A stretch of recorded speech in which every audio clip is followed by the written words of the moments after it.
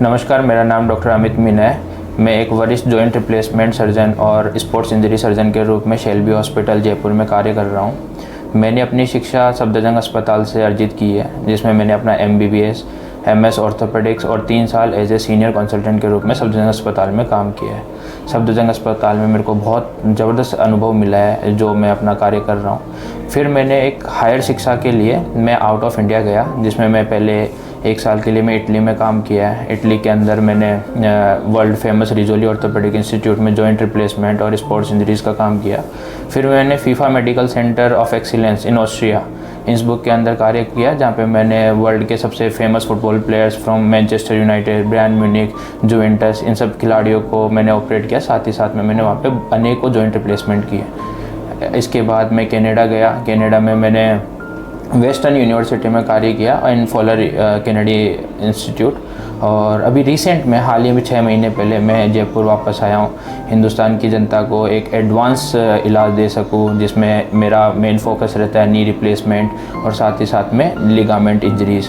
तो इसके लिए मैं अभी यहाँ पे शेल्बी हॉस्पिटल में हूँ और मैं यहाँ अपनी देश की और जनता की सेवा कर रहा हूँ।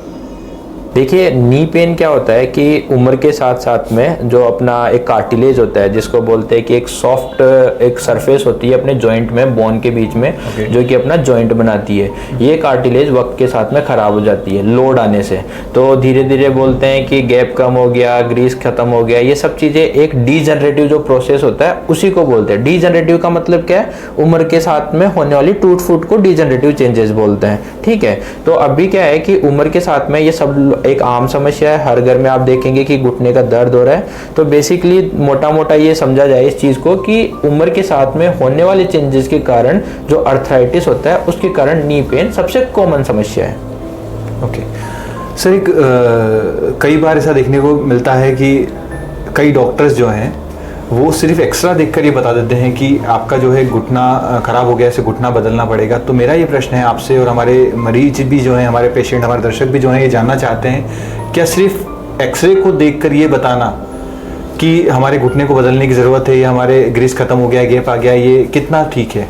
ठीक है, देखिए एक अच्छा प्रश्न है। मैं आपसे ये बताना चाहूँगा कि ठीक है, एक्सरे देख के हमको ये समझ आता है कि आपका नी में कितना स्पेस है। इसका मतलब क्या है कि आप में फॉर एग्जांपल जो आपका थाई बोन है और जो टीबिया बोन है, जो अपना नी जॉइंट बनाता है, उसमें अगर मान लीजिए स्पेस बिल्कुल ख़त्म हो गया तो हम बोलेंगे कि आपकी जो गद्दी होती है, मेनिस्कस जिसको बोलते हैं, वो गद्दी घिस गई है और आपकी दोनों हड्डियाँ एक दूसरे से रगड़ खा रही है, जिससे ये माना जाएगा कि आपका नी में स्पेस खत्म हो गया। तो डिजनरेटिव चेंजेस ज़्यादा है, अर्थराइटिस ज़्यादा है, तो रिप्लेसमेंट की ज़रूरत पड़ सकती है। लेकिन हमको हमेशा केवल एक्सरे को ट्रीट नहीं करना, हमको एक मरीज को ट्रीट करना है। बहुत बार देखा गया है कि नी में स्पेस बिल्कुल कम हो गया लेकिन मरीज को दर्द नहीं होता है। बहुत बार देखा गया है नी में स्पेस बिल्कुल खत्म हो गया लेकिन मरीज का मूवमेंट पूरा आता है। तो ऐसे में हम कभी भी सलाह नहीं देंगे कि आपको नी रिप्लेसमेंट कराना चाहिए। ठीक है, हमको आपका एक्सरे भी देखना चाहिए, साथ ही साथ में हमको आपको एक क्लिनिकल एग्जामिनेशन भी करना होगा। हम आपका घुटने का देखेंगे, आपका कितना मूवमेंट है, आपको कितना दर्द है, कितना आपका टेढ़ापन है, क्योंकि अर्थराइटिस में उम्र के साथ क्या होता है, पैर टेढ़े होना शुरू हो जाते हैं, अंदर की तरफ चल जाते हैं, बाहर की तरफ चल जाते हैं, जिससे अलाइनमेंट पूरा गड़बड़ हो जाता है। तो ये सब एक ओवरऑल पिक्चर होती है। इस पिक्चर को देख के हमको डिसाइड करना होता है कि नी रिप्लेसमेंट की आपको जरूरत है या नहीं है।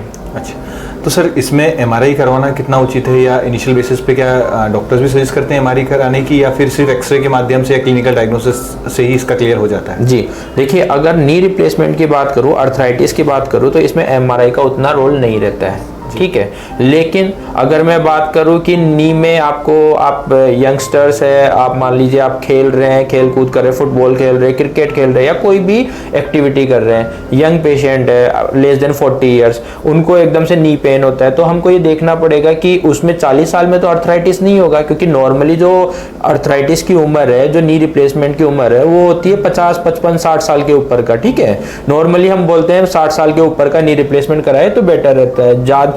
जिन मरीजों में ज़्यादा दिक्कत रहती है, ज़्यादा अर्थराइटिस रहता है, ज़्यादा पैर टेढ़े रहते हैं, उनमें अगर नी रिप्लेसमेंट कराया जाएगा तो बहुत ही अच्छा रिजल्ट आएगा।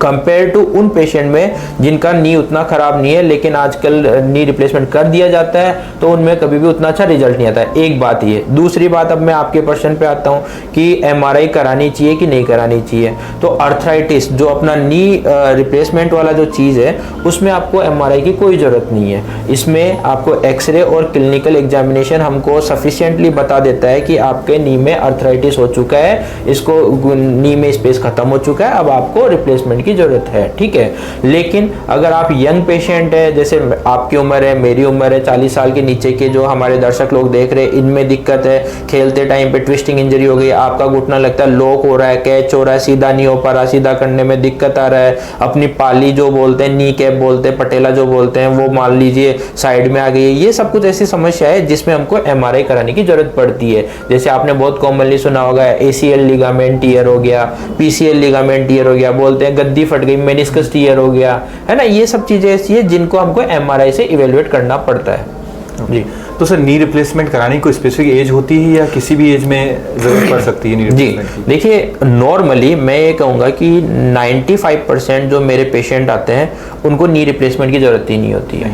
मैं उनको एक्सरसाइज से ठीक करने की कोशिश करता हूँ, कुछ दवा से मैं ठीक करने की कोशिश करता हूँ, लेकिन अगर मान लीजिए आपका गैप बिल्कुल खत्म हो गया है, बिल्कुल खत्म हो गया, आपको बहुत पेनफुल है, आप बाथरूम तक नहीं जा पा रहे हैं, तो ये एक ऐसा टाइम है जो आपको इंडिकेट करता है कि आपको नी रिप्लेसमेंट करा लेना चाहिए।